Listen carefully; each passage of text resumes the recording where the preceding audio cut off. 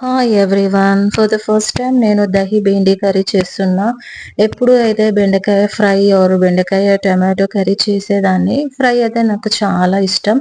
But ఈరోజు మాత్రం ఇలా దహితో చేస్తున్నా. Very simple and easy. First బెండకాయలన్నీ తీసుకొని స్మాల్ పీసెస్‌గా కట్ చేసుకోవాలి. ఇంకా ఆనియన్స్ అండ్ చిల్లీస్ కూడా.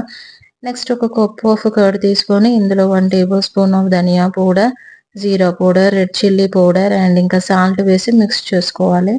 ఒక కడాయిలో ఆయిల్ పోసేసి అందులో జీలకర్ర, ఆవాలు, రెడ్ చిల్లీస్, ఆనియన్స్ ఇంకా గ్రీన్ చిల్లీస్ వేసి ఫ్రై చేయాలి. అందులో మనం కట్ చేసుకున్న బెండీస్ అన్నీ వేసి 5 మినిట్స్ ఫ్రై చేయాలి.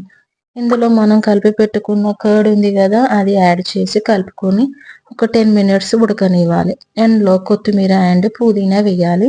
ఇది రైస్‌లో గానీ, చపాతీలో కానీ చాలా బాగుంటుంది. దీంట్లోకి నేనైతే చపాతీ చేశా.